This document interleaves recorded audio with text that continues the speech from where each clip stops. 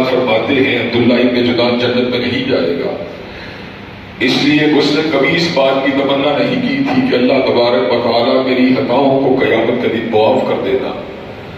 اس نے کبھی اللہ تبارک و تعالیٰ کی وحدانیت کے اوپر اور اس کی پرسش کے اوپر یقین نہیں رکھا تھا۔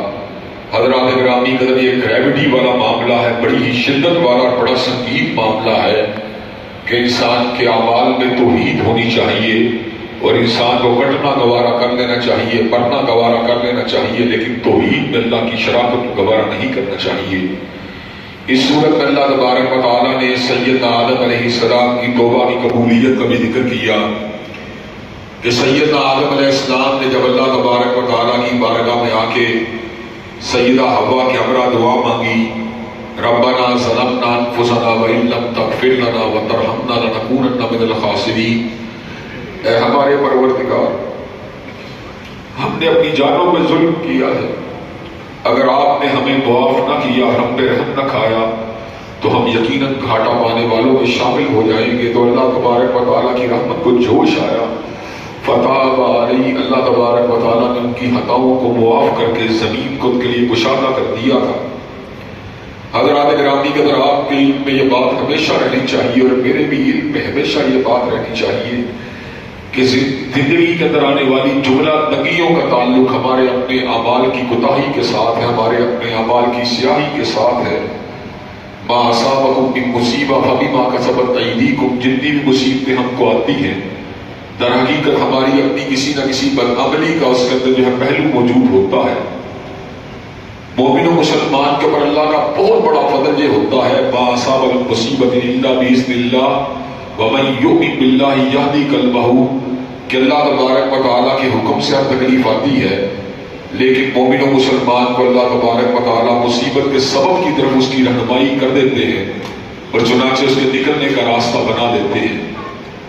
مومن و مسلمان کے دماغ کے اندر ایک فلیش پڑتا ہے کہ فلاں وقت کے اندر میں نے فلاں برائی کا کام کیا تھا، اس لیے آج مبتلا مصیبت ہو گیا ہوں، فلاں وقت میں نے کسی کو ایذا دی تھی، اس لیے میں آج مبتلا مصیبت ہو گیا ہوں، فلاں وقت میں نے بیوہ یتیم کے ساتھ زیادتی کی تھی، اس لیے آج میں اس مصیبت میں مبتلا ہو گیا ہوں۔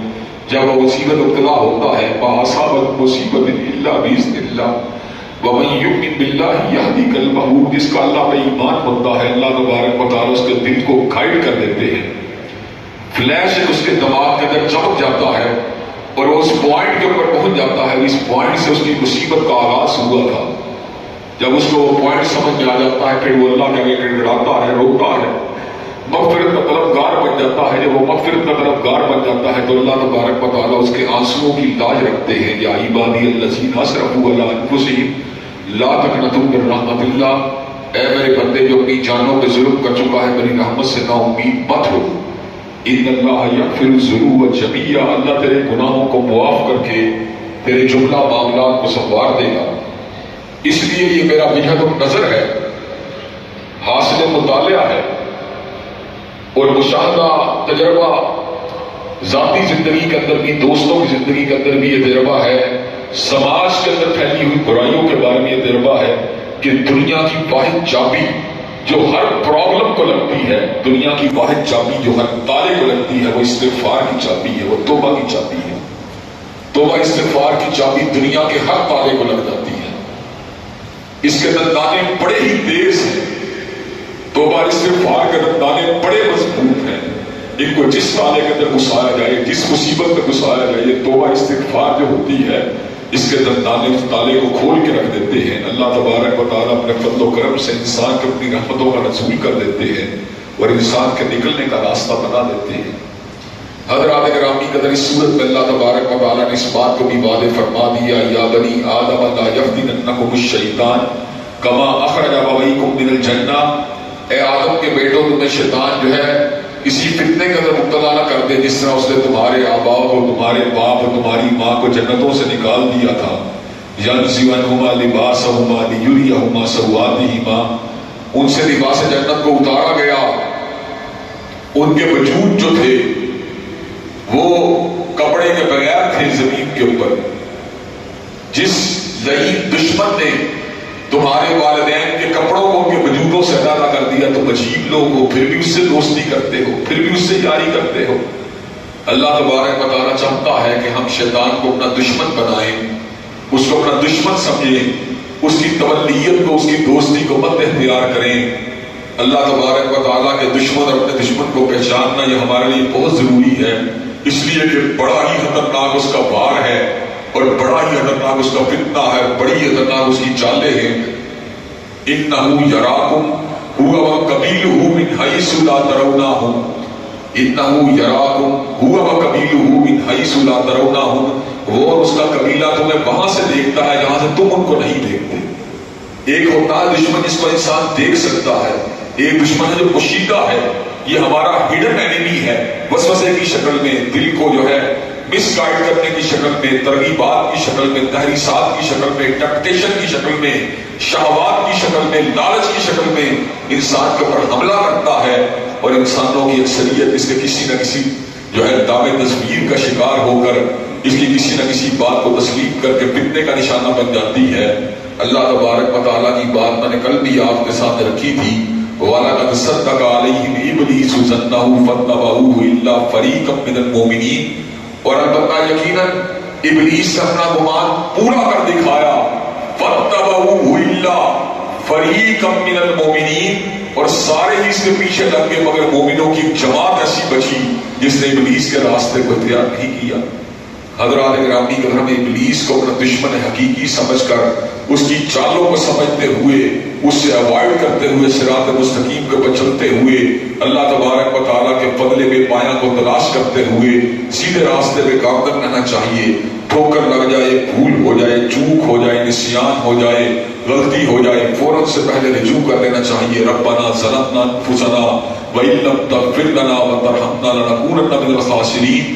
جب ہم رجوع کا راستہ اختیار کرتے ہیں، توبہ انابت کا راستہ اختیار کرتے ہیں، تو پھر اللہ تبارک و تعالیٰ بھی ہماری مصیبتوں کو ختم فرما دیتے ہیں۔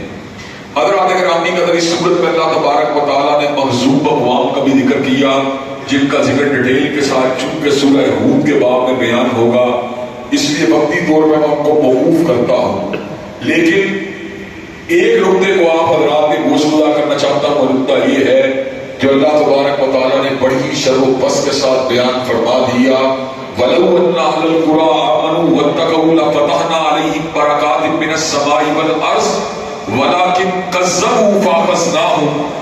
اگر بستیوں کے رہنے والے لوگ حقیقی معنوں میں مومن اور متقی بن جاتے، جن بستیوں کے اوپر میرا عذاب آیا تو میں ان کے اوپر اپنی رحمتوں اور برکتوں کے دروازوں کو کھول دیتا، زمین سے بھی برکتیں اترتی، آسمانوں سے بھی برکتیں اترتی۔ آج بھی دنیا کے اندر رہتے ہوئے برکات کے حصول کا ایک ہی ذریعہ ہے کہ ہم حقیقی معنوں میں مومن اور متقی بن جائیں۔ اگر ہم مومن اور متقی بن جائیں گے تو اللہ تبارک و تعالیٰ ہمارے لیے برکات کے دروازوں کو کھول دے گا۔ اس صورت میں اللہ تبارک و تعالیٰ نے اس بات کا ذکر کیا کہ حضرت موسیٰ علیہ السلام حضرت ہارون کے ہمراہ فرعون کے پاس آئے۔ جب فرعون کے پاس آئے تو انہوں نے فرعون کو جب توحید کی دعوت دی تو فرعون نے شک و شبہ کا اظہار کیا، تو سیدنا موسیٰ علیہ السلام نے کہا کیا میں آپ کے سامنے کوئی اللہ کی نشانی کو پیش نہ کروں؟ اس نے کہا کہ سچے ہو تو نشانی کو پیش کرو۔ موسیٰ علیہ السلام نے بغل میں ہاتھ کو ڈالا، باہر نکالا، وہ 14ویں کے چاند کا چمکنا شروع ہو گیا۔ اپنے عصا کو زمین کے اوپر ڈالا، دیکھتے ہی دیکھتے بہت بڑا اژدہا بن گیا، پکڑا، دوبارہ عصا بن گیا۔ حضرت موسیٰ کا اتنا بڑا اعجاز دیکھ کے بجائے اس کے فرعون جو تھا وہ ہلکا بگوچ اسلام ہو جاتا، وہ دلیل و حجت کرنے لگا۔ اس کے درباری جو تھے مشورہ کر کے کہنے لگے جادوگر ہے، اس کا مقابلہ جادوگروں کے ذریعے کرنا چاہیے۔ جادوگروں کو بلایا گیا، میدان کے اندر مارکے کو سجایا گیا، پوری سلطنت میں منادی ہو کیا گیا۔ جادوگر فرعون کے پاس آئے، کہنے لگا اِنَّا لَنَا لَأَجْرًا إِن كُنَّا نَحْنُ الْغَالِبِينَ، کیا ہمیں کوئی اجر بھی ملے گا اگر ہم غالب آ گئے؟ تو جواب میں فرعون نے کہا نعم، بالکل ملے گا، تم میرے مقرر بن جاؤ گے، میرے مساعد بن جاؤ گے، میرے وزراء میرے مشیروں میں شامل ہو جاؤ گے۔ اتنے بڑے بادشاہ کا مشیر و وزیر ہونا چھوٹی بات نہیں تھی۔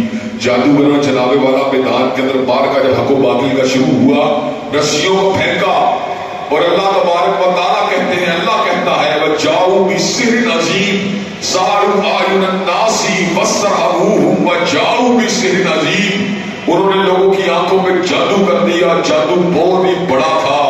پتلیوں کو یوں محسوس ہوتا تھا رسیاں نہیں ہیں بلکہ صاف گردش کر رہے ہیں. اللہ تبارک و تعالیٰ اگر پناہ دے تو بہت بڑی بات ہے، وگرنہ جادو کا فتنہ واقعی بہت بڑا فتنہ ہے. حضرات گرامی قدر موسیٰ علیہ السلام بھی تقاضۂ بشریت وقتی طور پہ خوفزدہ ہو گئے. اللہ نے کہا خوفزدہ ہونے والی کوئی بات نہیں. وَأَوْحَيْنَا إِلَىٰ مُوسَىٰ أَنْ أَلْقِ عَصَاكَ فَإِذَا هِيَ تَلْقَفُ مَا يَأْفِكُونَ. ابھی حق و باطل کی بات جو ہے اس کو واضح کر دینے والا ہوں. موسیٰ علیہ السلام کا عصا زمین پہ گرنے کی دیر تھی. موسیٰ علیہ السلام کا عصا حقیقی معنوں میں اژدہا بن گیا. وہ جادو کی وجہ سے سانپ نظر آتے تھے لیکن یہاں پر عصا حقیقت میں اژدہا بن گیا. جب حقیقت میں اژدہا بنا اسے رسیوں کو نگل لیا. جادوگروں نے آج سے پہلے منظر کبھی نہیں دیکھا تھا کہ اشیاء کی حقیقت میں تبدیل ہو جائے. انہوں نے آنکھوں پہ جادو تو کرنا سیکھا تھا لیکن کسی چیز کو حقیقت میں تبدیل ہوتے ہوئے نہیں دیکھا تھا. وہ جادو کی فسوکاری کے باہر تھے، پہچان کے سامنے بندے مقابل جادوگر نہیں ہے بلکہ اللہ کا رسول ہے. جب اس منظر کو دیکھا فوراً کی سارا الساجدین فوراً سجدے میں گر گئے. علم کی وجہ سے، فنی مہارت کی وجہ سے حق کو پہچان کے فوراً سے پہلے سمجھ گئے فرعون کا مقابلہ کسی عام آدمی کے ساتھ نہیں بلکہ اللہ کے رسول کے ساتھ ہے. فوراً کی سارا الساجدین قالوا آمنا برب العالمین رب موسیٰ و ہارون. سجدے میں گر کر کہنے لگے ہم پروردگار عالم پہ ایمان لے کے آتے ہیں جو موسیٰ و ہارون کا رب ہے. فرعون بڑا ہی چال باز تھا، بڑا ہی دھوکے باز تھا، بڑا ہی مکار تھا. کہنے لگا انہ لکبیرکم الذی علمکم السحر. یہ تمہارا بڑا ہے جس نے تمہیں جادو سکھایا ہے. لأقطعن أيديكم وأرجلكم من خلاف ثم لأصلبنكم أجمعين. میں تمہارے ہاتھوں کو کاٹ دوں گا، تمہارے پیروں کو کاٹ دوں گا، تمہیں سولی پر چڑھا دوں گا. یہ تم کیا ڈرامہ رچانے کے لیے آئے ہو؟ إن هذا لمكر مكرتموه في المدينة لتخرجوا منها أهلها فسوف تعلمون. یہ تم نے سارا کا سارا پلاننگ کے ساتھ دیا ہے. وہ تمہارا استاد، تم اس کے شاگرد ہو. دیکھیں اپنی پاؤں کے اوپر جسے یو ٹرن کہتے ہیں، یو ٹرن لے کے ایک نئی چال اور ایک نئے پتے کے ساتھ سامنے آ گیا. حضرات گرامی قدر لیکن جادوگروں کے ایمان پہ آفرین ہے. جادوگروں نے کہا وما تنقموا منا الا ان آمنا بآیات ربنا لما جاءنا ربنا افرغ علینا صبرا وتوفنا مسلمین. تو ہم سے اسی بات کا انتقام لیتا ہے کہ ہم اللہ تعالیٰ کی نشانی کو دیکھ کر ایمان لے کے آئے ہیں. ہم کبھی بھی اب ایمان سے ہٹنے والے نہیں ہیں. ربنا افرغ علینا صبرا وتوفنا مسلمین.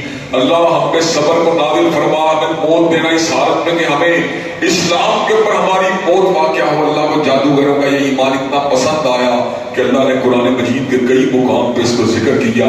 حضرات صحابہ کرام کے بعد جس گروہ کو اللہ نے بڑی شان اور عظمت کے ساتھ اس کا بیان کیا ہے وہ جادوگروں کی جمعیت ہے جو لینے دوہنا آئے تھے، لینے تو وزارت و مشاورت آئے تھے لیکن ایمان کی ایک نشانی کو دیکھ کر اور ایمان کی حقیقت کو پا کر اتنے پختہ مومن بن گئے کہ وقت کے بادشاہ کی ترغیبات، تحریصات اور دھمکیوں کو قدموں کی ٹھوکر پر اڑا دیا اور کہا ہم شہید ہونا گوارا کر لیں گے لیکن ایمان سے ہٹنا گوارا نہیں کریں گے.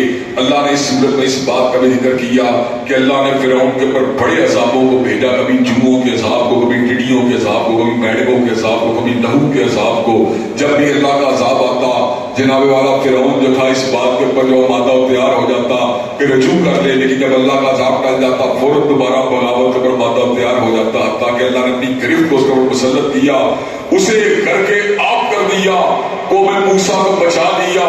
حضرات گرامی کہ جب موسیٰ علیہ السلام کی قوم کے لوگ بچ گئے، حضرت موسیٰ علیہ السلام کو لے کے نکل گئے تو اللہ تبارک و تعالیٰ نے سیدنا موسیٰ کو اپنے سے ملاقات کے لیے بلا لیا. 40 دن کوہ طور کے اوپر سیدنا موسیٰ کلیم اللہ اپنے خالق اپنے مالک کے ساتھ کلام فرماتے رہے. اللہ کا کلام اتنا خوبصورت، اتنا دل نشیں تھا کہ موسیٰ علیہ السلام میں تجسس پیدا ہوا جس کی آواز اور جس کا کلام اتنا پیارا وہ خود اتنا حسین اور جلیل ہوگا. کہا ربی ارنی انظر الیک، اے اللہ میں کہ آپ کو دیکھ نہیں سکتا. جب محبت اپنے پورے عروج کے اوپر پہنچی، پیار اور خشیت اپنے پورے عروج کے اوپر پہنچا تو دل میں خیال آیا حسن حقیقی کی زیارت بھی ہونی چاہیے. کہا ربی ارنی انظر الیک، اے اللہ کیا میں آپ کو دیکھ نہیں سکتا؟ اللہ نے کہا لن ترانی ولکن انظر الی الجبل فإن استقر مکانہ فسوف ترانی. موسیٰ مجھے دیکھ نہیں سکتے لیکن ایک ہی صورت ہے دیکھنے کی، اپنی نظروں کو کوہ طور پہاڑ کے اوپر جمائیے. اگر پہاڑ اپنی جگہ پر برقرار رہ گیا تو پھر مجھے دیکھنے کی بات بھی ہو جائے گی. فلما تجلی ربہ للجبل جعلہ دکا اللہ نے اپنی عرفہ جلی آگ میں سے تجلی کو کوہ طور پہاڑ کے اوپر گرایا، پہاڑ سرما ہو گیا، موسیٰ علیہ السلام بے ہوش ہو گئے، حالت ہوش میں آئے، کہنے لگے سبحانک تبت الیک وانا اول المؤمنین، اللہ آپ کی ذات پاک ہے کہ ان آنکھوں سے آپ کے چہرے کو نور کی زیارت کی جا سکے، تبت الیک، میں توبہ کا طلبگار ہوں، وانا اول المؤمنین، اور میں آپ کی ذات کے اوپر ایمان لے کے آتا ہوں۔ حضرات گرامی قدر اللہ تبارک و تعالیٰ نے کہا ہے موسیٰ میں نے آپ کو فوقیت دی ہے انسانوں کے اوپر اپنی رسالت کے ذریعے، اپنے کلام کے ذریعے، اب میں آپ کو تختیاں دینے والا ہوں جن تختیوں کے اوپر میں نے پیغام ہدایت کو قلم فرما دیا ہے۔ حضرات گرامی کہ اللہ نے حضرت موسیٰ علیہ السلام کو تورات تختیوں کی شکل میں دی۔ موسیٰ علیہ السلام تورات کی تختیاں لے کے اپنی قوم کے پاس واپس پلٹے، عجیب منظر دیکھا، قوم کے لوگ جو ہیں وہ مصنوعی بچڑے کی پوجا کرنے کے اندر مصروف ہیں، جسے سامری نے سونے چاندی کو پگھلا کے بچڑے کو جو تھا بنایا تھا، اور اس میں حضرت جبریل علیہ السلام کے قدموں سے لگنے والی خاک کو اٹھا کر اس کے اندر ڈالا تھا۔ حضرات گرامی کہ جب حق و باطل کا امتزاج کیا جاتا ہے، باطل ہوتا ہے حق نہیں ہوتا، حضرت جبریل علیہ السلام کے قدموں کی خاک کو جس صورت سے بچڑے کے جناب وجود میں ڈالا، جادو پھونکا تو اس میں سے باں باں کی آوازیں آنے لگی، اور بچڑا جو تھا وہ سونے چاندی کا بچڑا یوں محسوس ہوتا ہے جیسے اصلی گائے کی طرح آواز نکال رہا ہے۔ بنی اسرائیل کے لوگ جناب والا اس کی پوجا کرنا شروع ہو گئے۔ حضرت ہارون نے کہا یہ کیا کر رہے ہو؟ کہنے لگے ہم اس کی پوجا کرنے کے اندر مصروف ہیں۔ حضرت ہارون سمجھاتے رہے لیکن بنی اسرائیل کے لوگ ان کی نصیحت کو سننے پر مادہ و تیار نہ ہوئے۔ حضرت موسیٰ علیہ السلام تورات کی بشارت کے ساتھ واپس پلٹے، عجیب منظر دیکھا، قوم کے لوگ بھٹکے ہوئے ہیں، غیر اللہ کی پوجا کرنے مصروف ہیں۔ بڑا ہی غصہ آیا، حضرت ہارون کے سر کے بالوں، داڑھی کے بالوں کو پکڑ لیا، کہا ہارون یہ کیا کیا؟ قوم کے لوگ جو تھے وہ گمراہ ہو رہے تھے، آپ نے ان کو سمجھایا نہیں۔ حضرت ہارون کہنے لگے اتنی خشیت و تقول فرقت بین بنی اسرائیل، کہ میں نے زیادہ سختی اس لیے نہیں کی کہ کہیں آپ واپس پلٹ کے یہ بات نہ کہیں کہ تم نے بنی اسرائیل کو ٹکڑوں اور فرقوں میں تقسیم کر دیا ہے۔ حضرات گرامی قدر حضرت ہارون نے جس وقت اپنے عذر حقیقی کو بیان کیا، موسیٰ علیہ السلام جو تھے انہوں نے اللہ تبارک و تعالیٰ کی بارگاہ میں سیدنا ہارون رب کے لیے دعا مانگی کہ اللہ تبارک و تعالیٰ ہمیں اپنی رحمت میں داخل کر دے، اور ساتھ ہی اللہ نے اس بات کو بھی واضح فرما دیا ان الذین اتخذوا العجل سینالهم غضب من ربهم وذلة فی الحیاۃ الدنیا وکذالک نجزی المفترین۔ وہ لوگ جنہوں نے اللہ کو چھوڑ کے بچڑے کی پوجا کرنے کی کوشش کی تھی اور بچڑے کو اپنا معبود بنا لیا تھا، سینالهم غضب من ربهم وذلة فی الحیاۃ الدنیا، انہیں اللہ کے عذاب کا مزہ چکھنا پڑے گا، اور دنیا کے اندر اللہ نے ذلت ان کا مقدر بنا دیا، وکذالک نجزی المفترین، اور اللہ تبارک و تعالیٰ نے ہر جھوٹے کے لیے ایسے ہی انجام کو تیار کر رکھا ہے، دنیا میں ذلیل ہوگا اور آخرت کے اندر اللہ تبارک و تعالیٰ نے اس کے دردناک عذابوں کو تیار کر دیا ہے۔ اس صورت میں اللہ تبارک و تعالیٰ نے اس بات کا بھی ذکر فرما دیا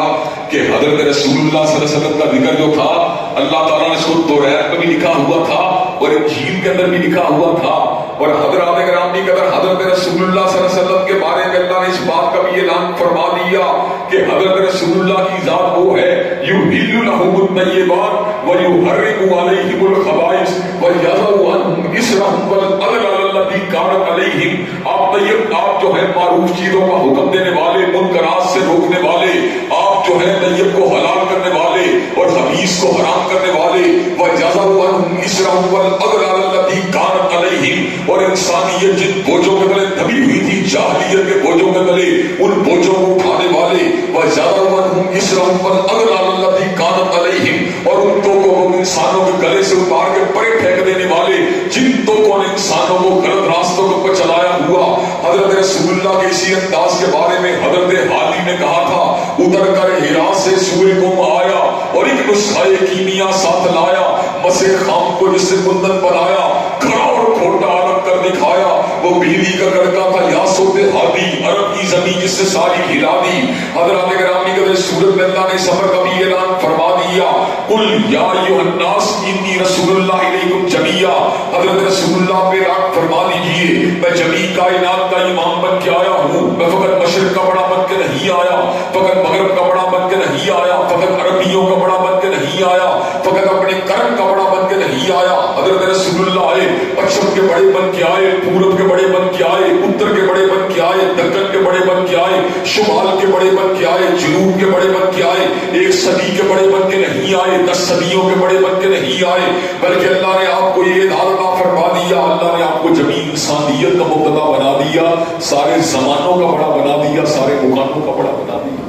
حضرات گرامی کا سورت میں اللہ تبارک و تعالیٰ نے اس امر کا بھی اعلان فرما دیا, وَلِلَّهِ الْأَسْمَاءُ الْحُسْنَىٰ فَادْعُوهُ بِهَا, کہ اللہ تبارک و تعالیٰ کے بڑے ہی پیارے پیارے نام ہیں.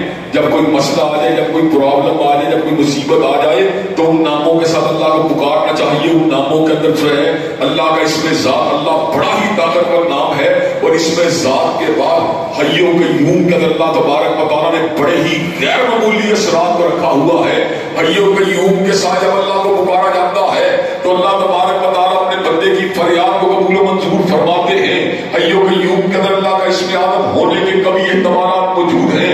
اللہ کا اسم ذات اللہ, اور اس کے بعد الحی القیوم, ان کے اندر بڑی ہی جو ہے وزنی کیفیت ہے. ان کے ناموں کا جب اللہ کو پکارا جاتا ہے تو اللہ تبارک و تعالیٰ اپنے بندوں کی فریادوں کو پورا فرماتے ہیں. حضرات گرامی کے سورت میں اللہ تبارک و تعالیٰ نے صبر کا بھی اعلان فرما دیا کہ قیامت کی گھڑیوں کا علم اللہ تبارک و تعالیٰ کے علاوہ کسی کے پاس نہیں ہے. اللہ تبارک و تعالیٰ اس کی گھڑیوں کو جانتے ہیں, قیامت کی گھڑیاں کب آئیں گی. حضرات گرامی کے سورت میں اللہ تبارک و تعالیٰ نے اس بات کا بھی اعلان فرما دیا, قُلْ لَا أَمْلِكُ لِنَفْسِي نَفْعًا وَلَا ضَرًّا إِلَّا مَا شَاءَ اللَّهُ. آپ اعلان فرما دیجئے میں اپنی ذات کے لیے اتنے ہی نفع نقصان کا مالک ہوں جتنا اللہ چاہے.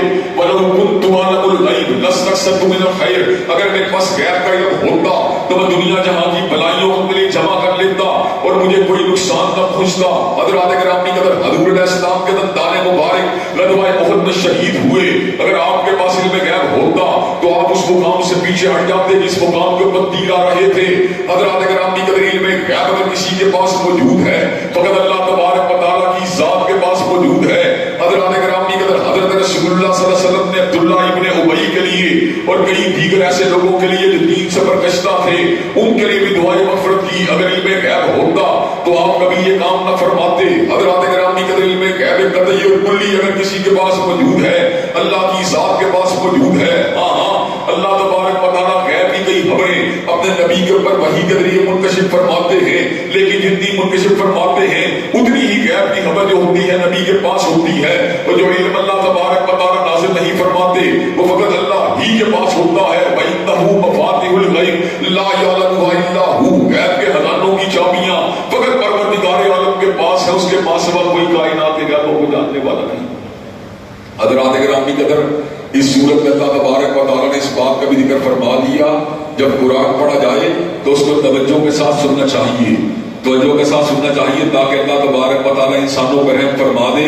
تاہم انسان کو غافل نہیں ہونا چاہیے, بلکہ اپنی جان کے اندر, اپنے دل کے اندر, اپنی زبان کے ساتھ سرگوشی کرتے ہوئے اللہ کے ذکر کو جاری رکھنا چاہیے اور غافلوں میں شامل نہیں ہونا چاہیے. اللہ تبارک و تعالیٰ ہم سب کو پیغام قرآن مجید کو سمجھنے کی, اس کو اپنے دل میں جگہ دینے کی اور عمل کرنے کی توفیق عطا فرما دے. وآخر دعوانا الحمد للہ رب العالمین.